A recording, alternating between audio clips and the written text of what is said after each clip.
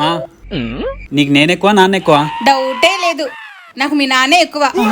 ఏంటమ్మో పుసుకుని అంత మాట అనేసావు? మరి మరి మా ఆయన పొద్దున్నే లేచి ఆఫీస్కి వెళ్ళి అక్కడ ఎంత ప్రెషర్ ఉన్న వర్క్ చేసి నెలొచ్చేసరికి జీతం తెచ్చి ఆ జీతంతో కరెంటు బిల్లు, పాల bill, dish bill, paper bill, ఇంటి రెంట్, మళ్ళీ ఇవన్నీ కాకుండా ఇంటికి కావాల్సినవన్నీ తీసుకొచ్చి మీ నాన్నని కాదని నువ్వెక్కువని ఎలా అంటాను అనుకున్నావురా? ఓహో, ఇవన్నీ చేస్తున్నాడు కాబట్టి నీకు మీ ఆయన ఎక్కువ అంటావు? నిన్ను ఈ మధ్య నీకు నోరు ఎక్కువైంది. జేకే మమ్మీ, జేకే అంటే జోకర్ అంటున్నావా? జేకే అంటే జోకర్ కాదు మమ్మీ, జస్ట్ కిడ్డింగ్ అని అర్థం. ఓ కిడ్డింగా? రే మీ పిల్ల ఎంతనో తిరుగుతుందిరా.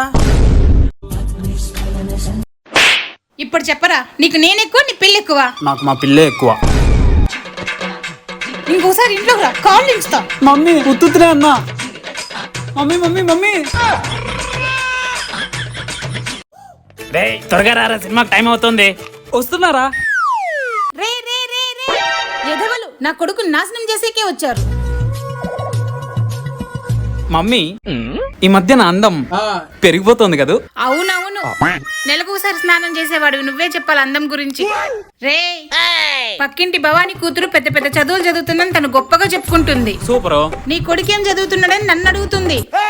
ఏం చెప్పాలో తెలియడం లేదు అసలు. నీ కొడుక్కి చాలా ప్రొఫెషనల్ డిగ్రీలు ఉన్నాయని చెప్పు మమ్మీ. ఏంటవి? Mobilology, instagramology, snapology, Facebook ology and main thing time waste ology. ఇవన్నీ ఏం కోర్సులు రా? చెప్పా కదా మమ్మీ, ఇవన్నీ ప్రొఫెషనల్ కోర్సులని. నాకు తెలుసురా, నువ్వేదో పెద్ద పెద్ద కోర్సులే చదువుంటావని.